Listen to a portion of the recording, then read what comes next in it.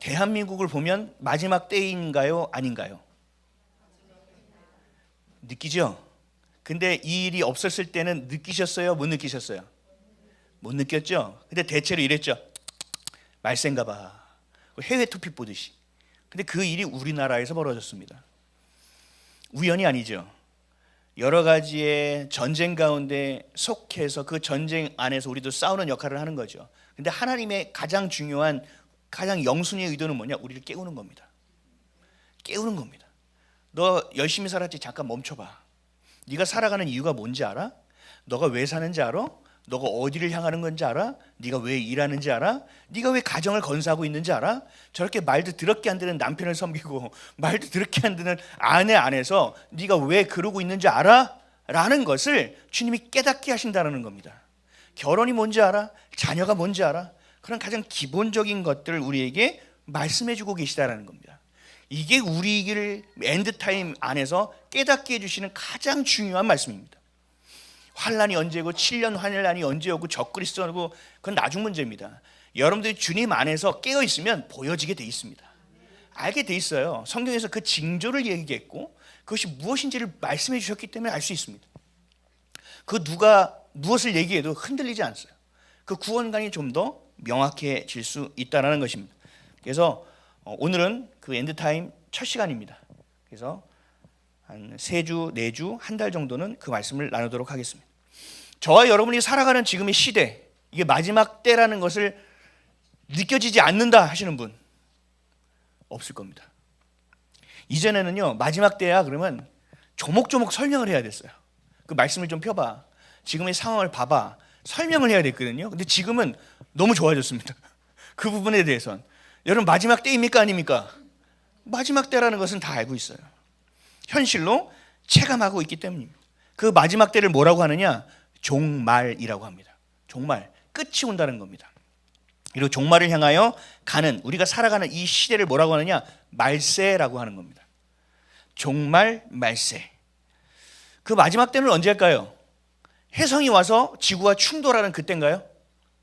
외계인들이 이 지구를 침공해서 지구가 연합군을 만들어서 싸우다가 그 지구가 막 피폐되게 되는 그때가 우리 지구의 종말인가요? 아니면 기후가 너무 망가져가지고 지구에서는 더 이상 살 수가 없어. 화성에 가서 살아야 돼. 그래서 잘 사는 사람들은 화성에 가고 못 사는 사람들은 지구에 남아있는 이것을 마지막 때라고 이야기하나요? 아니죠. 이건 하나님을 모르는 사람들이 지어낸 이야기고 그 마지막 때에 예수를 기다리는 것을 방해하기 위해서 세상이 만들어낸 이야기에 불과합니다. 실제적인 마지막 때는 무엇을 의미하죠? 예수님이 다시 오시는 겁니다. 그것을 재림이라고 말하는 겁니다. 근데 우리는 재림이라는 단어도 잘 얘기하지 않으려고 그래요. 왜요?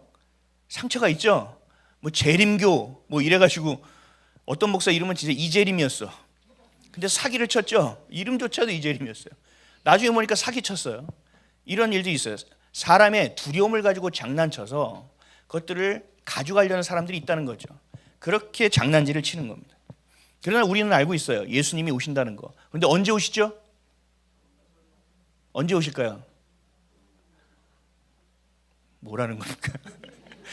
언제 오셔요? 우린 모르죠. 알 수 없어요. 이건 아는 사람 무조건 이단이라는 거죠. 구분할 수 있는 게 있어요. 여러분, 하나님 보신 분, 그럼 무조건 이단입니다. 예수님이 언제 오실지 아시는 분, 무조건 이단입니다. 근데 예수님이 오신다고 하셨습니다. 언제 오신다고요? 아버지만 아신다, 그때를. 근데 오시는 이유가 뭐라고요? 심판하기 위해서 오신다는 겁니다. 심판하기 위해서. 그 예수 그리스도가 다시 오시는 그날 우리는 죄로부터 해방이 됩니다. 우리는 그 어떤 것에서도 잡히지 않습니다. 모든 것이 우리에게 자유함이 주어지기 시작합니다. 그래서 그것을 뭐라고 하느냐? 우리의 삶이 바뀌어지는, 이 땅에서 바뀌어지는 시간은 언제예요? 시집가고 장가가는 그때에 우리 인생이 뒤집혀지죠. 진짜 인생을 살아가든지 진짜 죽도록 힘든 그 안으로 들어가든지 둘 중에 하나입니다. 그래서 예수 그리스도가 이 땅에 오시는 것을 신랑이 오신다고 표현하는 것이고, 기다리는 우리는 뭐라고 표현해요? 신부라고 표현하는 겁니다. 어떤 신부요? 거룩한 신부, 순결한 신부. 신부는 다른 남자를 보지 않아요. 신부는 다른 것을 하지 않아요. 그 결혼이 내 인생의 가장 중요한 순간이라는 거죠. 그래서 그것을 기다리는 자들, 그 기다리는 자들 뭐라고 했느냐? 교회라고 얘기하는 겁니다. 저와 여러분은 교회라는 것이죠. 오늘 본문을 보면 뭐라고 얘기하느냐? 깨어 있으라고 말씀합니다. 근데 깨어 있으라고 말씀하시는 게 3번이나 얘기해요. 깨어 있으라.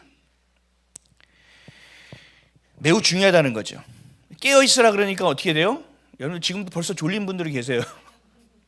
자, 졸린 분들은 옷을 벗으시고 뒤로 가서 서 계시기 바랍니다. 엔드타임 때 조는 것이 말이 됩니까? 깨어 있으라는 건 뭐냐? 눈을 부라리고 막 있으라는 것이 아닙니다. 깨어 있으라는 건 뭐죠? 마치 유대인들의 결혼 아세요? 우리 성도들은 배우셨죠? 그 다큐멘터리 보셨죠? 신랑이 신부를 데려올 날을 몰라요. 신부는 신랑이 올 날을 몰라요. 누구만 알아요? 신랑의 아버지만 알고 있어요. 그러니까 계속 준비하고 기다리고 있는 거예요. 계속 있는 거예요. 이게 뭐라고 얘기하나? 이게 깨어있다라고 얘기하는 겁니다. 생각과 모든 삶의 중심이 어디에 있느냐? 다시 오실 그리스도에게 있는 것. 이것이 깨어있어라는 겁니다. 이 땅에 있는 것이 전부가 아니라는 것입니다. 하나님의 나라가 전부라는 것입니다. 내가 영원히 살 것인가 영원히 죽을 것인가가 가장 중요하게 여기는 사람은 그것을 바라보면 깨어있다라는 거죠. 깨어있다라는 뜻은 뭐냐? 준비되다라는 뜻과 똑같습니다. 깨어있으라는 건 그냥 깨어있는 것이 아니라 준비되어지는 것입니다. 신랑이 올 때 신부가 갈 준비를 하고 있어야 됩니다. 그럼 뭘 준비해야 될까요? 예복을 준비해야 되겠죠. 우리에게 예복은 뭐예요? 세마포 옷입니다. 회개하고 있어야 됩니다. 주님이 전부가 되는 인생을 살아가고 있어야만 됩니다. 그분이 내 삶에 가장 중요한 분이 되어주셔야 됩니다. 내가 결혼을 하는 이유, 자녀를 키우는 이유, 내가 나가서 돈을 버는 이유, 예배하는 모든 이유가 오직 답은 하나입니다. 예수 그리스도를 위함입니다. 이것이 되는 인생을 살아가는 것이 바로 준비되어 있다라고 성경은 이야기하고 있습니다. 마태복음 24장 36절 말씀 한번 보겠습니다. 시작. 그러나 그날과 그때는 아무도 모르나니 하늘의 천사도 아들도 모르고 오직 아버지만 아시는. 아멘. 그래서 뭐라고요? 깨어 있으라고요. 아무도 모르니까 깨어 있으라는 겁니다. 준비되어지라고 하는 겁니다. 너무나도 아름다운 결혼식. 그날을 여러분 상상해 보셨습니까? 예수님이 오시는 그날. 그 위대한 시간. 그 웅장해 할 수 있는 시간. 그 예수님이 심판주로 딱 오는, 우리를 그토록 무시했는데 그분이 우리의 전부가 되어 딱 내려오시는 그 순간, 그 마지막 날. 이것을요 우리만 기대하는 게 아니고요 사탄도 알고 있습니다. 사탄은 예수 그리스도가 그 오시는 그날 자신의 모든 권세가 다 깨어질 것을 알고 있습니다. 그러니까 이들이 하고자 하는 것은 뭐예요? 하나님의 자녀들을 집요하게 속이는 겁니다. 끝까지 미혹하는 겁니다. 믿는 자들이 하나님을 떠나도록 만드는 일입니다. 배도하도록 만드는 일을 하는 것입니다. 그래서 마지막 때는 이 일이 훨씬 더 급속도로 크게 일어나는 것입니다. 그렇기 때문에 우리는 경험되어지는 환난, 이 마지막 때가 언제 오는지에 대한 징조를 알고 있어야 됩니다. 이런 징조가 있으면 내가 좀 더 깨어 있어야 되겠는데, 이런 일이 있으니까 내가 좀 더 준비되어 있어야겠는데를 알아야 된다는 것입니다. 그리고 더 중요한 것은 뭐냐? 여러분이 예수 그리스도가 오시는 그날까지 성결함을 지키는 겁니다. 믿음을 지켜내는 것입니다. 거룩함과 경건함을 지켜내는 것입니다. 이러면 어떻게 돼요? 그날 갑자기 난 지킬 거라고 해서 될까요? 아니요. 그렇게 안 됩니다. 그 전부터 계속적으로 내 신앙이 예수 그리스도가 전부가 되는 빌드업의 과정이 반드시 있어야 됩니다. 성경에 나오는 모든 인물들이 그런 과정이 다 있었습니다. 아브라함이 갑자기 이삭을 바칠 수 있는 것이 아닙니다. 그 전에 얼마나 우리가 봤을 때도 이게 무슨 믿음의 조상이야 할 정도로 심각한 상황들이 있었다니까요. 우리도 그래요. 지금 주님께서 이러한 여러 가지 일들 가운데서 우리를 깨워주신다는 것은 주님이 우리를 살리고자 하신다는 뜻이 아니겠습니까? 그렇다면 대한민국을 살려주십시오. 물론 그것도 있어야 되죠. 그러나 더 중요한 건 뭐냐? 여러분 한 명 한 명이 대한민국이라는 거예요. 이 대한민국의 주권은 어디서 나온다고요? 국민으로부터 나온다는 얘기예요. 지금 이 정부는 그것을 무시하고 있기 때문에 문제가 되는 것이고, 그것을 거짓으로 선동하기 때문에 문제가 되는 것이고, 마지막 때까지 우리가 그 믿음을 지킬 수 있느냐, 그 믿음이 자라갈 수 있느냐, 그 믿음에 내 모든 것을 걸 수 있느냐의 싸움이 우리 가운데 벌어지고 있는 것입니다. 그래서 마지막 때를 살아가고 있는 우리는, 그 거룩한 길을 따라가는 성도들은, 그 교회는 반드시 깨어 있어야 되고 준비되어져야만 하는 것입니다. 진리인 말씀, 하나님의 말씀이 교회 안에서만 여러분들이 진리가 되는 것이 아니라 여러분들의 각자의 삶의 자리에서, 여러분의 직장의 자리, 가정의 자리, 혼자 있는 그 은밀한 시간의 자리에서 하나님의 말씀이 진짜 여러분들의 삶의 진리가 될 수 있도록, 길이요 진리요 생명이 될 수 있는 인생을 살아가야 된다는 것입니다. 이것이 바로 깨어있는 것이고 준비되어지는 것입니다. 오늘 준비되지 않으면 여러분 내일 준비될 수 없습니다. 많은 성도들한테 제가 속은 적이 있어요. 이제는 속지 않죠. 목사님, 제가 사업이 잘 되면 헌금을 많이 하겠습니다. 전 절대 안 속습니다. 그리고 저한테 하는 거 아닙니다. 헌금을 많이 해도요, 제가 가서 감사합니다 이런 거 안 합니다. 하나님께 드려야지 저한테 줬습니까? 하나님께 드리고 하나님께 복을 받고 하나님이 원하시고 하나님의 뜻을 따라가는 것은 그 사람의 몫이죠. 하나님은 가난하지 않아요. 하나님은 어떤 일도 그냥 하실 수 있어요. 내가 준비되지 않, 오늘 안 되면 내일도 안 되는 거예요. 그래서 우리가 해야 될 것은 오늘 될 수 있게 하는 것입니다. 지금 말씀, 그래, 집에 가서 보자. 안 됩니다. 적어서 집에 가서 다시 읽어야지. 여러분 진짜 읽으시는 분 몇 명 안 돼요. 다음 주에 물어보면 제목도 기억을 못 하는데. 그래서 어떻게 해야 되냐? 여러분들이 기도를 하셔야 돼요. 그 찬양 시간이 뭐냐? 여러분의 마음을 여는 거예요. 주님, 제 마음에 있는 것들 다 비워주십시오. 주님을 사모합니다. 주님의 말씀이 내 안에 강력하게 임재할 수 있도록 도와주십시오라고 준비되어지는 시간이에요. 그리고 나서 하나님 말씀이 뿌려지는 것은 파종되는 겁니다. 말씀이 여러분의 밭이 준비가 돼야 파종이 될 거 아닙니까? 심겨지지 않겠습니까? 그럴 때 집에 가서 이게 뿌리가 내리고 떡잎이 올라오는 시간들이 생겨나는 것입니다. 우리 데살로니가 말씀 한번 볼까요? 5장 1절에서 6절 시작.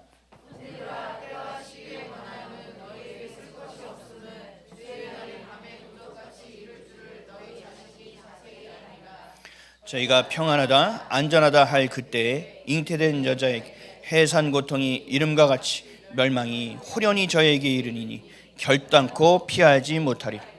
형제들아, 너희는 어두움에 있지 아니하며 그날이 도적같이 너에게 임하지 못하리니 너희는 다 빛의 아들이요 낮의 아들이라.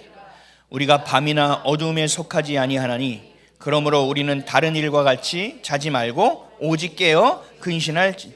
아멘. 아멘이십니까? 하나만 더 볼까요? 베드로전서 5장 8절 시작.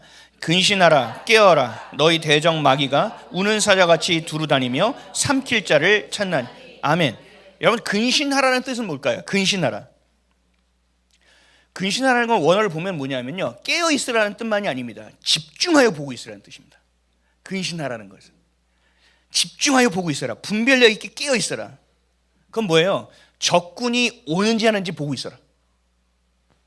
내 자녀가 세상에 먹히고 있는지 아닌지를 보고 있어라. 이 교회가, 대한민국이 침몰하고 있는지 아닌지를 보고 있어라. 내 스스로가 말씀에 깨어 진리로 진짜 살아가고 있는지 아닌지를 보고 있어라. 이것이 바로 근신하라는 것입니다. 이 근신이 되어 있어야 깨어 있는 것입니다. 그래야 그 사단을 대적할 수 있는 거예요. 왜요? 이게 적군이라는 걸 아니까 대적하는 거죠. 모르는데 어떻게 대적을 합니까? 어떤 분들이 저한테 댓글을 남겼습니다. 목사님, 목숨을 내놓고 하시는군요. 뭐 대단하십니다, 이런 얘기를 해요. 그래서 제가 혼자 한참 생각했어요. 내가 목숨을 내놓은 건가? 심각해졌어요, 혼자. 오늘 주님이 오셔서 내가 순교할 수 있나? 쉽지 않은데. 이런 혼자 막 묵상을 했어요. 하나님의 말씀을 전하는 것이 목숨을 건다. 당연하더라고요. 당연한 거 아닙니까? 때를 얻든지 때를 못 얻든지 하나님의 말씀은 어제나 오늘이나 영원토록 동일한 것. 저는 지금의 시대 때문에 이 말씀을 전하는 게 아니고 늘 이 말씀을 전했습니다. 깨어 있어야 되고 하나님이 전부 되는 인생을 살지 않으면 안 된다. 여러분들의 삶의 말씀이 진짜 진리가 되어 있느냐, 진짜 당신이 예수 그리스도의 피, 보혈로 인하여 다시 산 인생을 살아가고 있느냐, 이것이 점검되어져야 된다는 얘기입니다. 집중하라는 겁니다. 근신하라는 건. 기독교는요 달라요.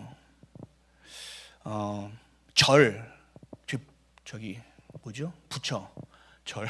제주도에도 제가 엄청 큰 금상이 있거든요. 그거 안 보려고 이렇게 돌아갔습니다. 이렇게 재수 없어가지고. 근데 부처래. 저기 불교 다니는 사람들 어떻게 돼요? 속세를 떠나 어디 가죠? 저기 절에 들어가서 뭐예요? 마음을 비워내죠. 근데 마음이 안 비워지네. 그러니까 어떻게 돼요? 나스로를 괴롭히죠. 3000번 막 이러면서 잊으려고 하죠. 자신을 세상과 격리한단 말이죠. 그렇죠? 가톨릭도 마찬가지예요. 수도운동이 있었어요. 격리시킨다고요. 나를 세상과 격리시킨다고요. 근데 교회는 어때요? 반대죠. 세상 한가운데 교회를 세워버리셨어요. 그래서 뭐라고 말씀하셨어요? 빛의 자녀처럼 행하라. 소금의 맛을 잃지 말아라 라고 얘기하셨다고요. 그래서 교회는 정치를 얘기해야 된다는 얘기예요. 아직도 교회가 속고 있는 거예요. 교회는요, 하나님이요 그렇게 속세를 떠나 짓지 않으셨어요. 뭐 정치가 더러우니까 더러운 것 때문에 내가 죽게 생겼는데, 그 더러운 것 때문에 교회가 망하게 생겼는데 그 똥을 치워야 됩니까? 똥은 똥이구나, 똥은 냄새가 나는 것이 당연하니 이러고 살 거예요. 똥은 치워야 될 거 아닙니까? 그렇죠? 옷이 더러워지면 갈아입고 빨아야 되는 거 아닙니까? 너무 당연한 일이라는 거예요. 교회는 세상 가운데 하나님이 그렇게 부르셨다는 얘기예요. 그러면 여러분들이 세상을 살아가고 빛과 소금의 역할을 하려면 어떻게 해야 되느냐? 세상의 흐름을 볼 수 있어야 된다는 얘기입니다. 정치와 담을 싸는 것이 아니라 정확하게 볼 수 있는 눈이 열려야 된다는 거예요. 어떻게 해요? 하나님의 말씀으로 인하여. 여러분 각자가 가지고 있는 생각과 사상으로 세상을 보는 것이 아니라 하나님의 말씀과 그리스도의 안경을 끼고 그 진리의 창문을 통하여 세상을 볼 수 있는 힘이 생겨야 된다는 얘기예요. 그러지 않으면 옳고 그름을 알 수가 없어요. 근신이 될 수가 없어요. 뭐가 옳은지 나은지 몰라요. 좌파들은 얘기하면 그래요. 뭐 얘기하면 아니야. 그 다음이 없어. 그래서 뭐 이건 아니야. 윤석열 나쁜 사람이야. 그래서 뭐가 나쁜데? 무당질했잖아. 네가 봤어? 아이 보진 않았지. 뭐 다음 근거가 없어. 이게 신기해요. 무식합니다. 근데 우리에게 무슨 근거가 있어요? 하나님이 세상을 이처럼 사랑하사 독생자를 주셨으니 이거 하나님 만드셨거든. 태초에 하나님의 말씀으로 뭘 만들었어요? 세상을 창조하시니라. 우리에게 청지기적 소명을 주셨기 때문에 우리는 안 된다는 거예요. 나라가 이렇게 돌아가서는 안 된다라는 거예요. 이 나라가 하나님의 것인데 왜 네가 좌지우지하냐는 거예요. 하나님이 우리에게 주신 주권을, 우리의 주권은 누가 가지고 있어요? 하나님이 가지고 계신 거죠. 하나님의 주권을 인정하는 자들이 여러분 아닙니까? 그러면 국민의 주권은 누구 거예요? 하나님의 것이에요. 근데 그것을 가지고 좌지우지하면 안 된다는 얘기예요. 그래서 민주주의를 지키려고 하는 것이지 좌파가 미워서 민주주의를 지키려고 하는 게 아니라는 말이에요. 여러분 명확하게 하셔야 돼요. 마지막 때는 이런 일들이 계속 일어난다고요. 이거요 환난도 아니에요. 성경을 보면요 이건 환난의 환도 희웃도 안 돼요. 진짜 환난은 아직 오지도 않았어요. 그러니까 하나님께서 지금 뭐 하시느냐? 알곡을 추리시는 거예요. 진짜 교회됨을 보시는 거예요. 여러분들 교회 찾고 다니시잖아요. 진짜 생명의 말씀을 찾고 있잖아요. 왜요? 알곡이 되기를 원하는 거예요. 내 안에 주님이 계시고 내 안에 주님을 모셨고 난 주님을 향하여 주님의 자녀가 되었기에 그 말씀이 내 안에 들어오지 않으니 죽을 것 같은 거거든요. 그 생명이 내 안에 부어지지 않으니 난 미칠 것 같은 거거든요. 결국 그건 뭐예요? 살아있다는 얘기입니다. 깨어있다는 얘기입니다. 그러면 어떻게 해야 되냐? 그 다음이 중요한 거죠. 그러면 이 대한민국이고 뭐고 다 하나님이 주관하세요. 중요한 건 뭐냐? 그것을 이루는 가장 시작점인 내 문제를 보는 거죠. 세워내야 되는 겁니다. 무너진 것은 무엇인지를 깨달아야 되고 그 무너진 것을 수축해야 되는 겁니다. 이스라엘 백성이 바벨론에 잡혀갔다 다시 돌아올 때 성벽을 다시 만들고 성전을 재건했던 것처럼, 그리고 하나님을 잊었던 마음에 에스라가 하나님의 율법을 가르치고 하나님의 존재하심을 가르쳤던 것처럼 우리도 지금 그런 상황이 되어야 된다는 얘기입니다. 여러분 각자의 모습을 봐야 되는 거예요. 유튜브만 막 보고 이거 어쩌나 이럴 수준으로는 안 되는 겁니다. 교회, 정치, 경제, 사회, 문화 곳곳마다 하나님의 세대가 세워져야 됩니다. 예수 그리스도가 그 오시는 전까지 그 자녀들이 그곳에 가서 버텨줘야 됩니다. 그 흐름을 막아야 됩니다. 그 가운데서 빛이 되어야 되고 소금의 역할을 감당해야 된다니까요. 근데 여러분들의 자녀를 돌아보세요. 어때요? 그렇게 정치, 경제, 사회, 문화 가가지고 빛을 발할 수 있는 자녀들입니까? 거의 대부분 너 빛이 돼야 돼. 불 꺼. 너 소금의 역할을 감당해. 나 소금 안 쳐먹어. 나 설렁탕 그냥 먹는 사람이야. 뭐. 이런 수준으로는 안 된다는 거죠. 여러분들이 먼저 깨어 있어야 되는 거예요. 그래서 여러분들에게 주신 하나님의 그 축복이, 그 말씀이, 진리가 여러분들 안에서 개워져서 어미새가 아기새에게 먹이듯 토해내요. 진짜를 먹일 수 있어야 되는 수준이 저 여러분이 돼야 된다는 얘기입니다. 이게 깨어있는 것입니다.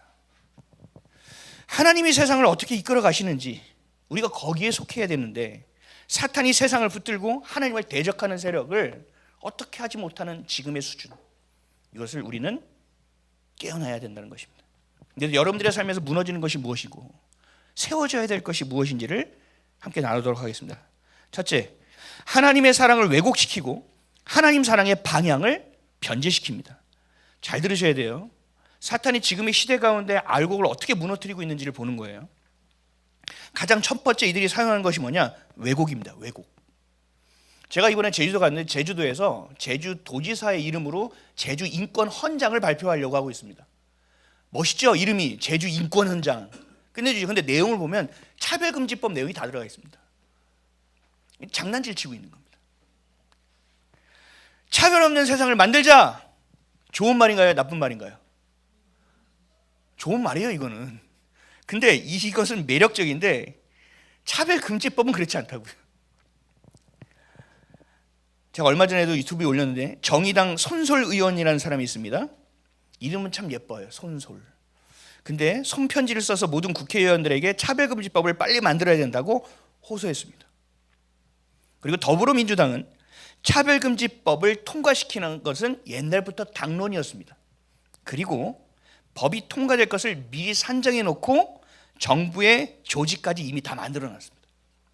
그 법이 되면 어떻게 시행할 건지 이미 다 끝났습니다. 세팅이. 세상 사람들은 속죠. 교회는 속아서는 안 돼요. 차별금지법 속에는 법을 통해서 대한민국을 더 이상 하나님의 나라가 아닌 인본주의 국가로 만들려고 하는 속셈이 담겨져 있습니다.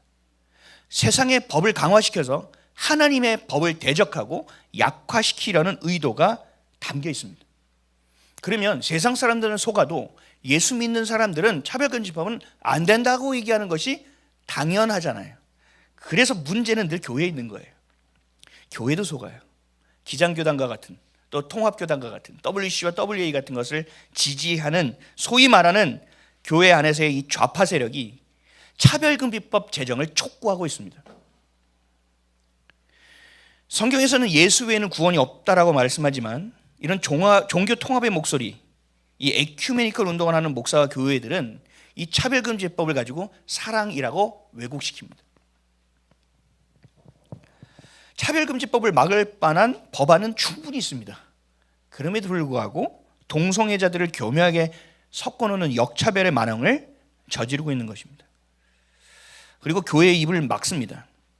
뭐라고 얘기하느냐? 하나님이 언제 서로 비판과 정죄를 하라고 했느냐? 사랑으로 품어야지, 포용해야 된다 라고 말합니다. 이것이 왜곡입니다. 말은 그렇게 들리는 것처럼 보이죠. 그러나 성경은 그렇게 얘기할까요? 아니요. 성경은 동성애자를 보면 어떻게 하라고 했어요? 그냥 죽이라? 돌로 쳐 죽이라고 말씀하셨습니다. 언제 하나님께서 동성애를 품는 것이 사랑이라고 얘기했습니까? 그러나 그 죄로 인하여 유린당하는 영혼은 불쌍한 거죠. 그러니까 그들을 품는다는 얘기는 그들의 죄를 품는다는 얘기가 아니에요. 그들의 영혼을 품고 죄를 가르쳐 줘야 된다는 얘기죠. 죄가 무엇인지, 무엇이 빛이고 어둠인지를 알려줘야 되는 것이 사랑이라는 것이죠. 근데 이것을 왜곡시킨다는 거죠. 포장한다는 거죠. 근데 또 기독교의 원로 목사님 같은 분들이 나와서 이렇게 얘기해요. 야, 기독교가 동성애자들에게 돌을 던질 처지냐? 라고 얘기합니다. 여러분 말하면 다 아는 목사님입니다. 또 들리죠. 아, 맞아. 우리 기독교가 이렇게 폭망하고 이렇게 타락했는데 그들을 손가락질하고 있을 때냐 지금? 우리가 다시 뭔가 해봐야지? 맞는 말처럼 보여져요. 포장하고 왜곡시켜서 거짓 선동으로 교회의 진리를 무너뜨리고 있는 것입니다.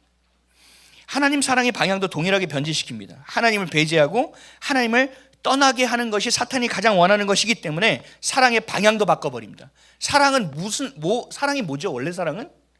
하나님은 사랑이시라. 하나님이 사랑의 근원이세요. 하나님이 사랑의 근본이세요. 근데 우리는 그것을 왜곡해서 어떻게 돼요? 자기 사랑으로 바꿉니다. 아유, 나도 그렇게 해야지. 상처가 많은데 나도 사랑해줘야지. 요즘 시대가 무슨 시대예요? 포스트 모더니즘 시대죠. 절대적 진리가 없죠. 너 그렇게 생각해? 그래, 너도 그렇게 생각해. 아, 나는 그렇게 생각해. 그럼 너도 그렇게 생각해. 시대가 이런 사조가 있잖아요. 사상의 흐름이 있다고요. 문화적 흐름이. 그 안에서 사랑의 방향을 기가 막히게 틀어버린 겁니다.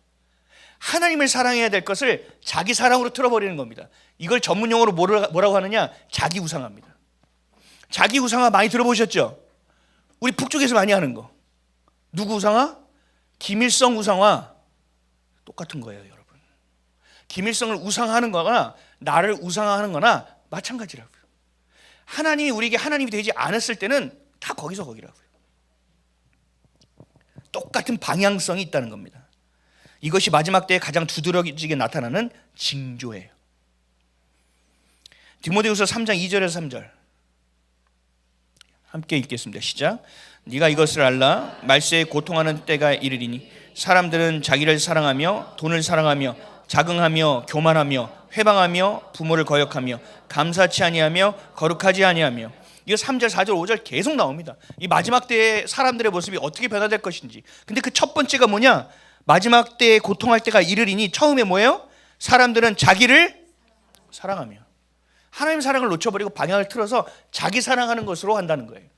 그러니까 그 다음에 열매들이 나오는 거예요. 자기를 사랑하니까 돈을 사랑하게 돼요. 왜요? 나를 위해서 돈을 버는 거라고 생각하거든요. 또 자긍하게 되고 교만하게 되고 이런 일들이 계속적으로 벌어지는 거예요. 결국 이게 뭐예요? 인간의 바벨탑을 쌓아가는 방향이라는 거죠. 하나님을 섬기고 하나님을 예배하는 방향이 아니라는 거죠. 그래서 주님 뭐라고 하시냐? 분별하라는 것이죠. 분별. 이러한 세상적인 흐름에 편승하지 말아라. 그리고 어떻게 하라? 주님만 바라는 겁니다. 여러분 브랜드 좋아하시죠? 브랜드. 옷 브랜드. 이번에 저는 동생 결혼하는데 양복 맞췄는데 브랜드 없는 데서 했습니다. 왜 그랬을까요? 너무 고맙고 미안해서 싼 거를 맞추려는 것도 있었습니다. 근데 또 하나가 있었습니다. 좀 브랜드 별로 좋아하지 않습니다. 왜요? 브랜드는요 세상의 유행이거든요.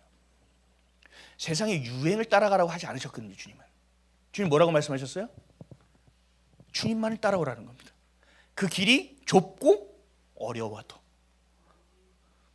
이렇게 침울해지세요. 다 브랜드 좋아하세요? 뭐 입으세요. 너무 사랑하지 않으면 되죠. 근데 뭐냐? 하나님을 떠나는 사람들은 그 귀결이 어디서 되느냐? 자기 사랑하는 것으로 귀결된다는 거예요. 자기 사랑. 상처 있는 자들도 마찬가지예요. 자기 사랑으로 귀결돼요. 아픈 사람들도 마찬가지. 자기 사랑으로 귀결돼요. 그래서 이 방어 기제가 엄청 커져서요. 다 비난합니다. 너 때문에, 너 때문에, 너 때문에. 이게 뭐예요? 자기 사랑하는 모습이에요. 탐닉하고 쾌락하는 것도 자기중심적인 거예요. 요즘 이혼도 많잖아요. 이혼하는 이유가 뭐예요? 나는 더 이상 행복하지 않아. 하나님은요 행복하라고 결혼하게 하시지 않았습니다. 하나님은. 근데 세상은 얘기하죠. 행복하려고. 자식을 보면서 얘기하죠. 내가 너를 낳아가지고 내가 왜 이 고생인지 모르겠다. 뭘 고생이야. 하나님 그렇게 하라고 했는데. 명령인데. 근데 애를 낳고 뭐 애를 왜 낳았어요? 남들이 다 차 한 대 사니까 나도 차 한 대 사고. 남들이 다 집을 사니까 나도 집은 하나 있어야 될 것 같고. 아들 딸 하나씩 낳고 사니까 나도 한 둘은 있어야 될 것 같고. 이게 뭐예요? 이게 유행이라고요. 이게 세상적인 트렌드라고요. 하나님의 말씀은 가정을 왜 만들었느냐? 하나님 왜 부부가 연합을 하게 하느냐? 그렇게 힘든 가운데서 왜 완전히 반대가 만나서 왜 살게 하느냐에 성경에 대한 기록이 다 있다고요. 이유가. 근데 다 잊어버리는 거예요. 그리고 다 자기중심적으로 되는 거예요. 나 행복하지 않아. 그만 살아야 되겠어. 나 행복하지 않으니까 그만해야 되겠어. 다 중심적이 자기에 되는 겁니다. 제가 전에도 설교했던 말씀 기억하세요? 한국교회가 폭망한 회개해야 될 세 가지. 첫 번째 뭐였어요? 기복신앙, 성장주의. 그 다음 뭐예요? 내적 치유. 그 다음 뭐였어요? 영성훈련 쪽으로 가는. 이게 다 뭐예요? 자기 중심에 있다니까요. 하나님을 향한 것이 아니에요. 다 자기에게 있는 것이지. 방향성을 잃었습니다. 그러니까 뭐예요?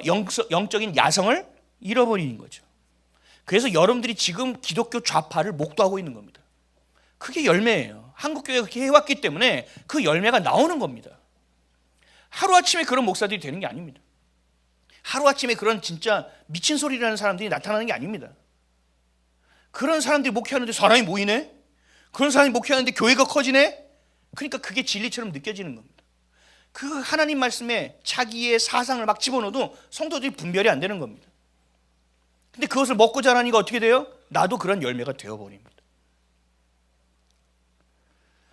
오직 예수 그리스도 한 분으로 충분한 인생 되시기를 주님의 이름으로 축복합니다. 예수 그리스도 한 분만으로 만족하는 인생 되시기를 주님의 이름으로 축원합니다. 징조 마지막 때의 두 번째 징조는 신앙생활이 아닌 종교생활하는 것으로 타락해버립니다.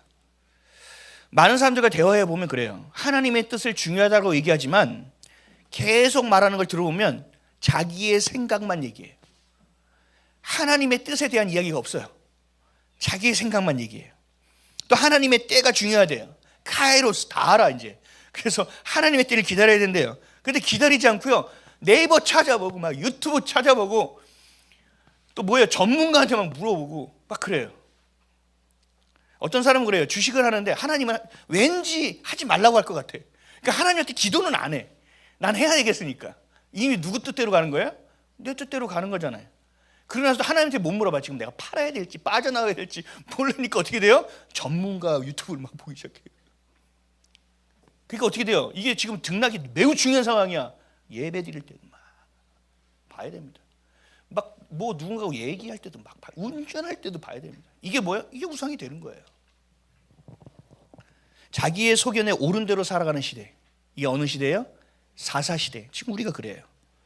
그렇게 해서 만들어진 우리의 삶의 문화적인 모습이 뭘로 드러나느냐? 종교생활로 드러나는 겁니다. 교회가요, 커뮤니티화 됐어요. 미국에 가면 다 교회를 가야 된대요. 아세요? 미국에 가면 교회를 다 가야 된대요. 왜요? 교회 커뮤니티가 있어가지고요, 부동산 하시는 분, 뭐 하시는 분, 뭐 하시는 분 해가지고요, 뭐 오면 막 목사님이 가서 픽업 나간대요. 그래서 막 교회가 처음에 정착할 수 있도록 막 도와줘요. 그래서 예수 믿지 않는 사람도 교회 다 나간대요. 좋은 거죠. 근데 문제가 뭐냐면 그걸로 끝이에요. 그래서 커뮤니티가 됐어요.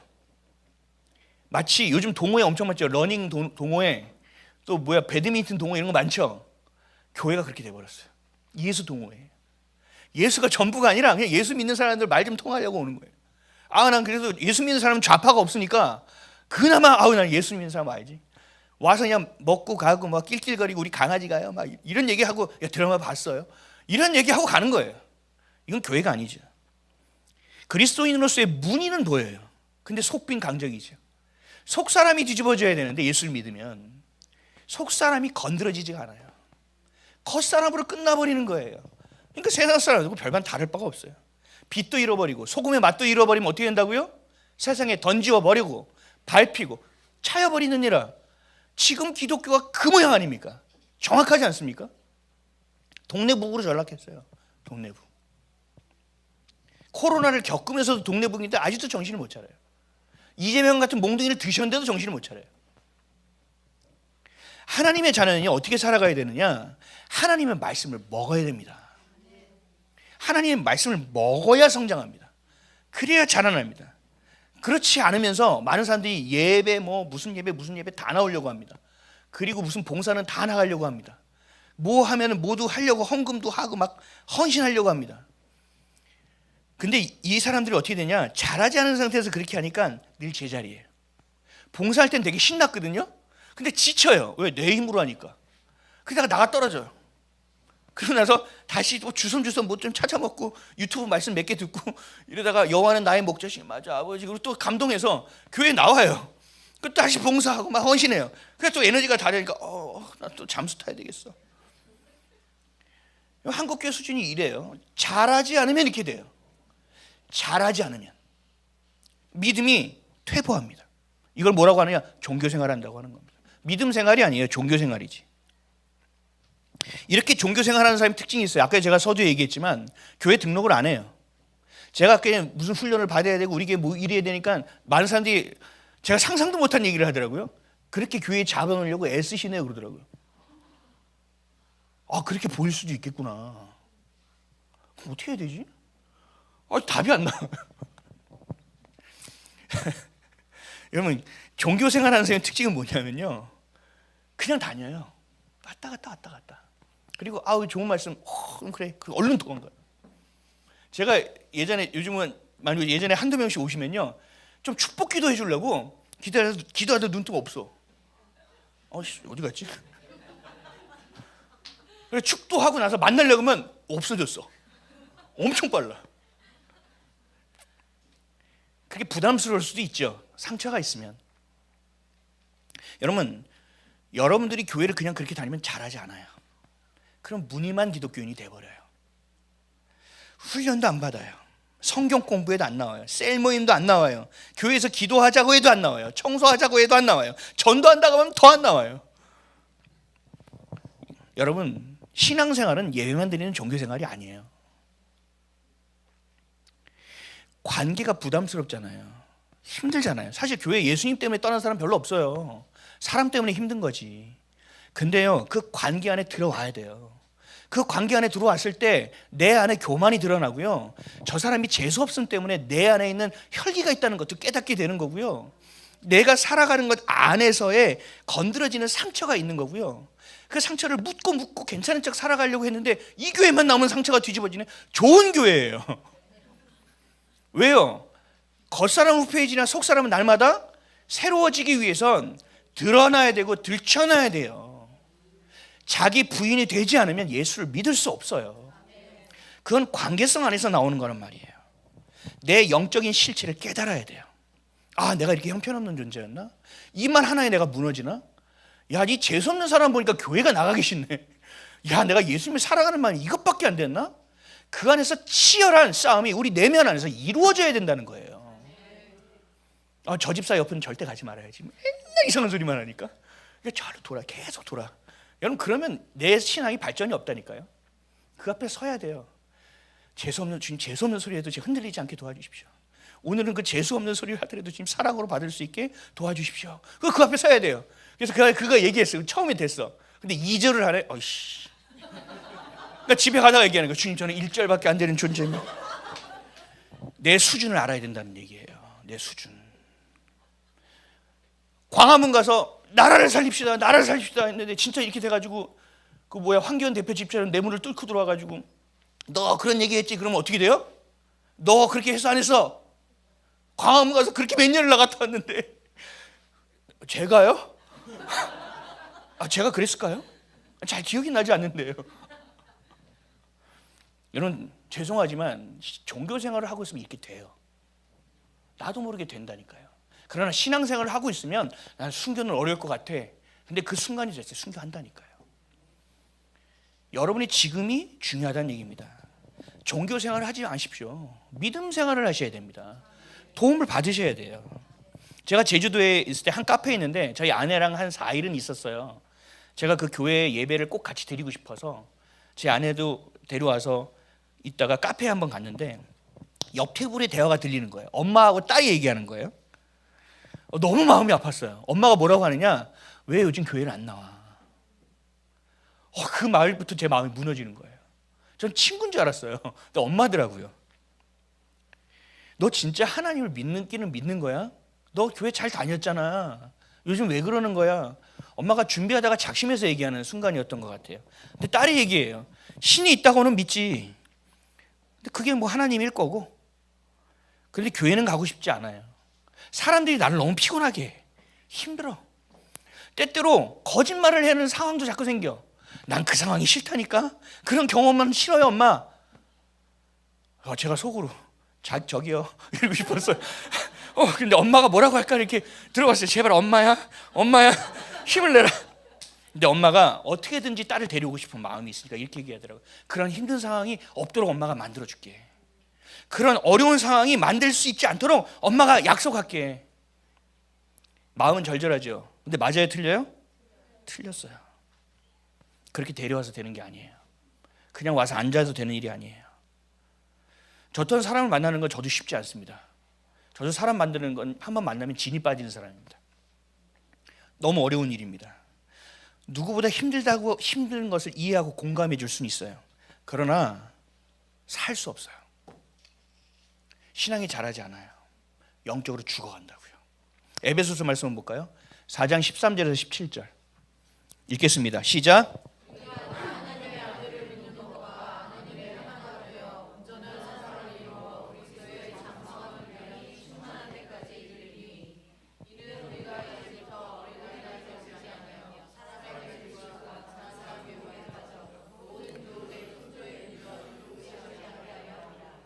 오직 사랑 안에서 참된 것을 하여 범사에 그에게까지 잘할지라.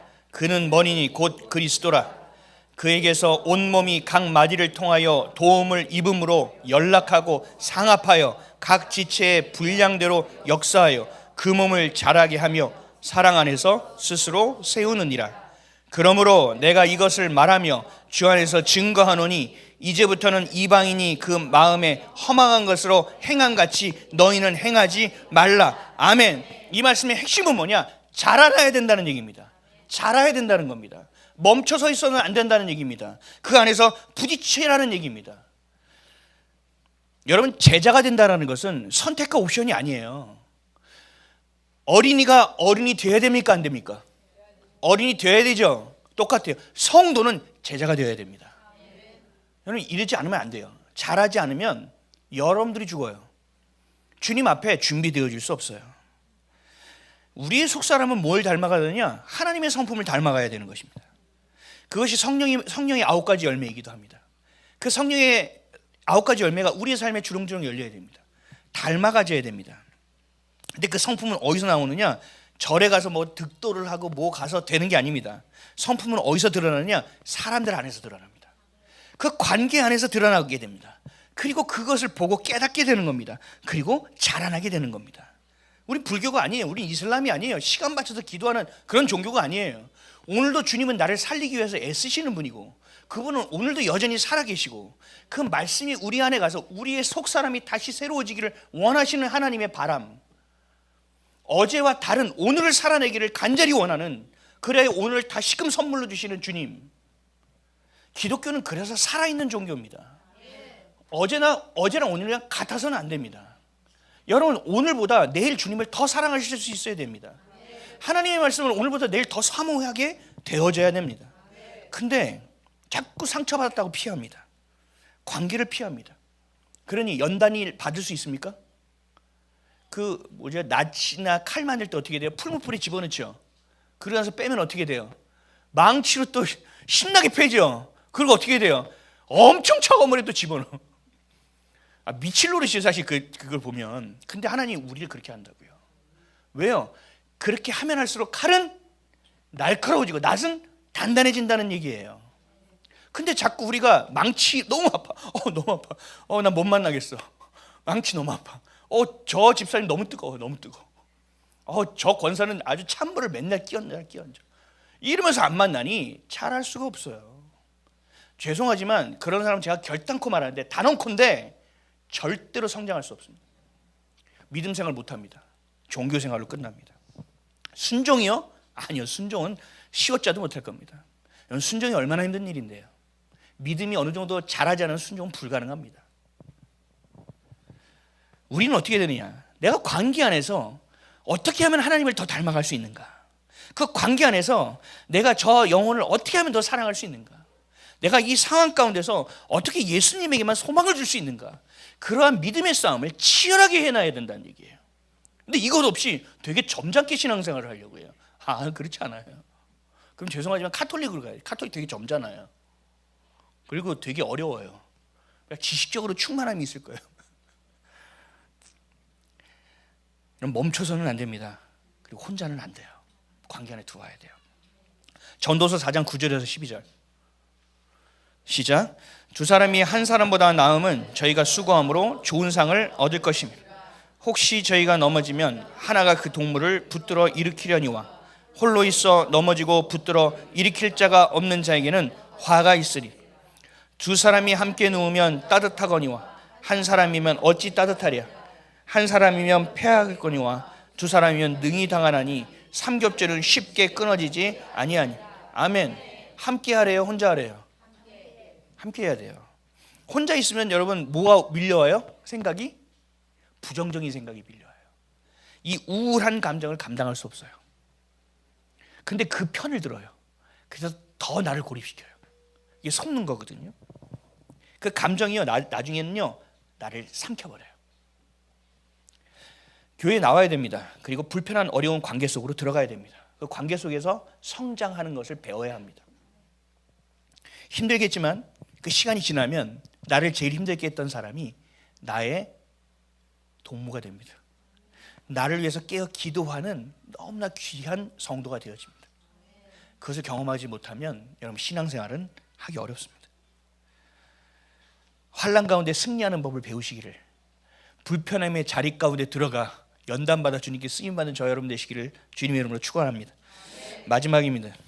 이런 변질과 타락으로 인하여, 미혹으로 인하여 이 타락이 선을 넘기 시작합니다. 그래서 마지막 때 징조 세 번째는 뭐냐? 말씀의 변개입니다. 말씀을 바꿔서 해석합니다. 제멋대로 판단합니다. 하나님의 말씀을 듣기는 들어요. 그리고 읽어요. 배워요. 그리고 세상에 휩쓸려요.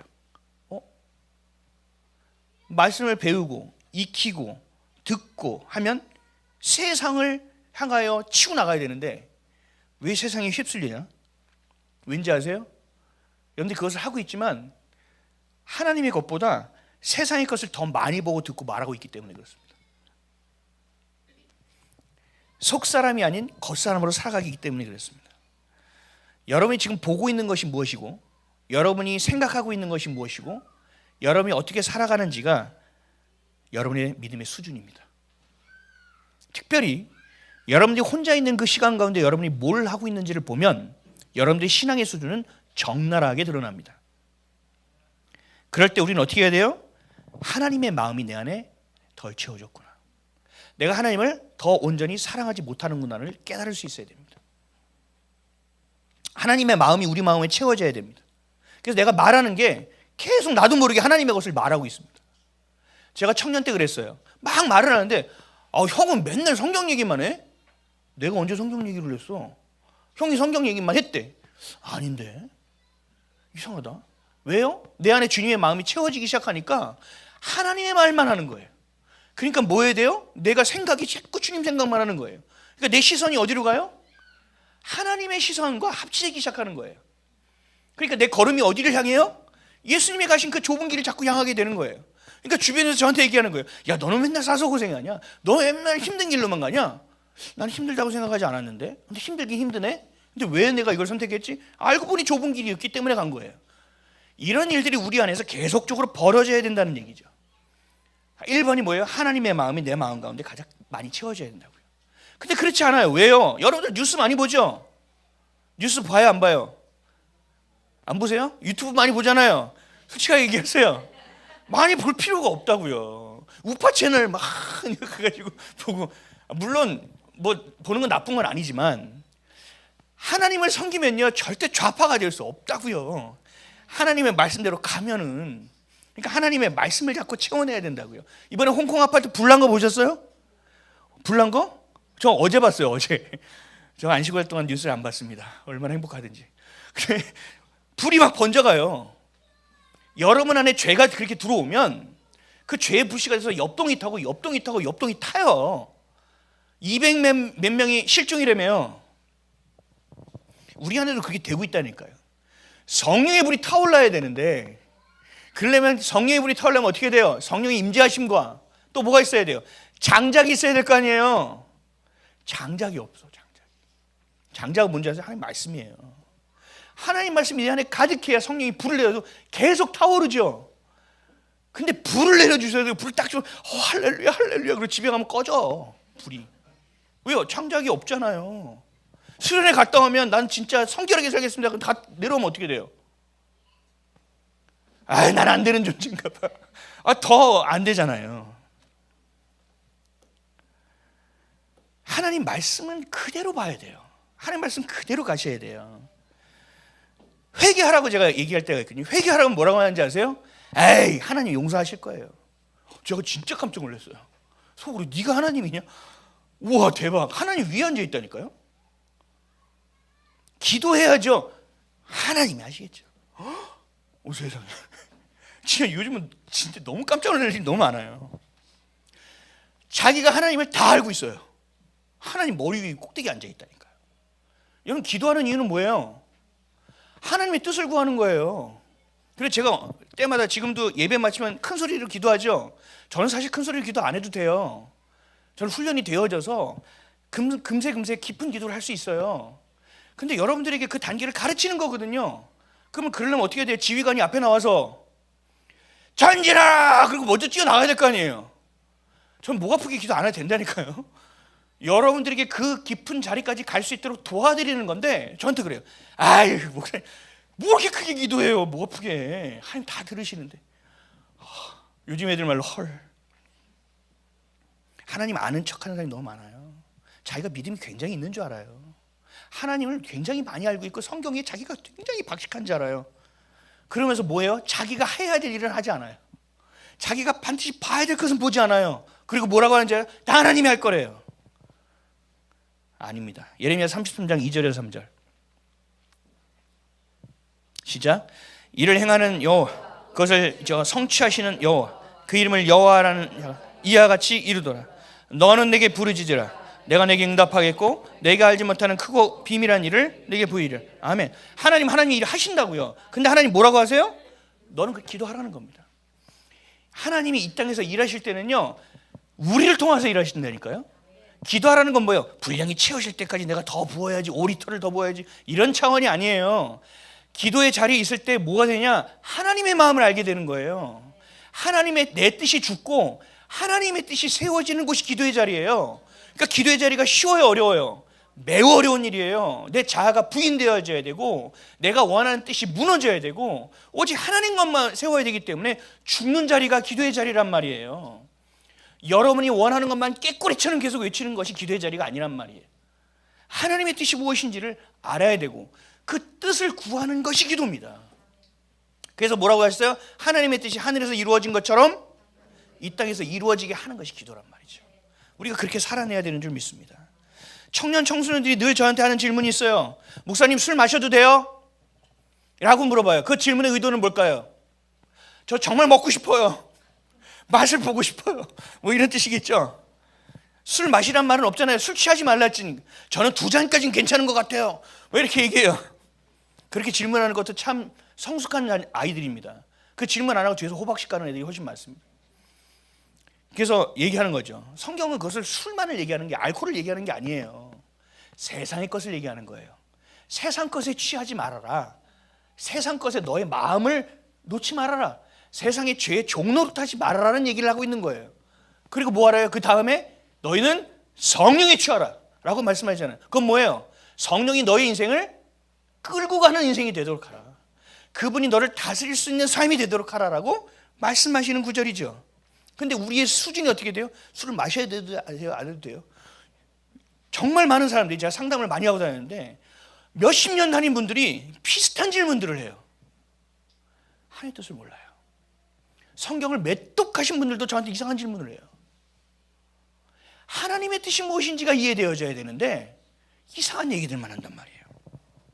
교회 안에서의 교제도 마찬가지예요. 코이노니아라고 하죠. 반드시 있어야 돼요. 근데 그 코이노니아에서 뭐 해야 되는지 아세요? 제가 이번 주에 하나님 기도를 했는데요, 와, 주님이 응답이 없어서 답답했어요 라든가, 제가 이런 일이 있어서 제가 정말 망하는 줄 알았는데요, 돌이켜보니 와, 하나님이 은혜였어요 라든가, 이것들을 가져와서 이야기하는 것이 코이노니아인데 와서 이런 얘기하는 거예요. 모범택시 이번에 시즌3가 나왔는데 봤어요? 아, 진짜 2보다 좀 더 스케일이 커진 것 같아. 어제 저도 봤거든요. 스케일이 이런 얘기를 교제하고 있으면 안 돼요. 우리 강아지가 이거 안 먹었거든? 와, 근데 이거 먹더라. 어디서 개소리, 그런 거 하면 안 돼요. 교회에서는 무슨 소리를 해야 되는지 아세요? 예수님이 얘기를 하는 거예요. 나 너무 힘들었어요. 나 정말 아팠어요. 나 진짜 좋았어요. 주님의 이야기를 하는 자리가 코이노니아라고요. 그 교제가 되어야 돼요. 어제 내가 꿈을 꿨는데요, 예수님이 나한테 이게 개꿈인가? 뭐 얘기해야 돼요. 그럼 그 가운데서 주님은 뭐 하시는지 아세요? 방언을 주시면 방언의 통변의 은사를 주듯이 그 꿈을 품게 하는 자를 만드시고 그 품게 하는 자를 기도하게 하시고 그걸 다시 깨닫게 하신다니까요. 여러분, 이게 교회예요. 교회가 그래서 어떻게 돼요? 엮여져서 자라는 겁니다. 서로가 서로 안에서 엮여져서 자라는 게 교회라는 거예요. 아멘이십니까? 우리의 수준이 좀 높아져야 돼요. 우리의 수준이. 대한민국이 우상이 돼서도 안 돼요, 여러분. 대한민국은 하나님이 세우신 국가이기 때문에 지키려고 하는 거예요. 우리의 예배의 자유를 보장하기 때문에 지키려고 하는 거예요. 아멘이십니까? 저 대한민국 엄청 사랑합니다. 오해하지 마세요. 근데 대한민국이 우상이 되면 안 돼요, 여러분. 제가 댓글 보고 놀랐어요. 이번에 쉬면서 댓글 너무 많아가지고 진짜 눈 아파가지고 혼냈거든요. 그래서 답할 건 답하고 이번에 아닌 거는 제가 막 삭제해버렸어요. 이거 안 되겠다. 물이 흐려진다. 오직 예수 그리스도를 향한 자리가 돼야 돼요. 예수 그리스도 외에는 얘기하지 마세요. 얘기할 것도 없잖아요. 그렇지 않습니까? 주님이 이 나라에 임재하시면 대한민국 사는 거예요. 그렇잖아요. 근데 그리스도인의 모양만 있고 무늬만 있으니 이게 안 돼요. 능력이 없어요. 말씀은 그렇게 하신다고 했는데 가서 좀 마귀가 있는 거 두려우니까 떠나가라. 떠나가라 하고 있어요. 이게 안 되니까 말도 안 떨어지니까 막 보혈 찬양을 들어. 나 대신 좀 유튜브가 외쳐주길. 아니요, 주문이 아니에요. 주님이 여러분 안에 계시면 걔네는 떠나가게 돼 있어요. 아멘이십니까? 무늬만 돼서는 안 돼요. 속사람이 바뀌어야 됩니다. 내 안에 주님이 주님으로 계셔야 됩니다. 로마서 12장 1절에서 2절입니다. 시작. 그러므로 형제들아, 내가 하나님의 모든 자비하심으로 너희를 권하노니 너희 몸을 하나님이 기뻐하시는 거룩한 산제사로 드리라. 이는 너희의 드릴 영적 예배니라. 너희는 이 세대를 본받지 말고 오직 마음을 새롭게 함으로 변화를 받아 하나님의 선하시고 기뻐하시고 온전하신 뜻이 무엇인지 분별하도록 하라. 아멘. 여러분 진짜 예배를 드리시라고요. 내 삶을 드리는 예배를 드리시라고요. 하나님의 말씀을 진짜 진리라고 믿는 인생을 살라고요. 이게 예배란 말이에요. 이거를 놓쳐서 한국교회가 지금 이 모양이고 대한민국이 이 꼴 난 겁니다. 여러분 깨어 계십시오. 준비하십시오. 신부가 거룩함으로 성결함으로 신랑을 기다리는 것처럼 여러분들의 스스로의 삶의 자리를 겸비하십시오. 무너질 건 무너뜨리고 씻어야 될 것은 씻고 세워야 될 것이 무엇인지를 다시 한번 보십시오. 그리고 그 관계 안에 들어와 훈련하십시오. 자기가 어떤 존재인지를 깨달으시고 자기를 부인하시고 그래서 자라나시길 바랍니다. 더 이상 회피하지 마세요. 여러분 대한민국이 여기까지 왔는데 더 회피할 자리가 어디 있습니까 지금? 하나님께서 완전히 코너까지 모셨잖아요. 6.25 때 부산만 남은 것처럼 지금 이게 이렇게 돼버렸잖아요. 어떻게 할 거예요? 더 이상 회피하면 안 된다니까요. 여러분들 각자의 삶의 자리에서 하나님의 나라를 지켜내십시오. 여러분들 미혹되지 마시고 그 찰나의 순간 성벽과 성전을 분별함으로 지켜내시고 깨어있는 준비되는 거룩한 주님의 신부들이 되시기를 예수 그리스도의 이름으로 축원드립니다.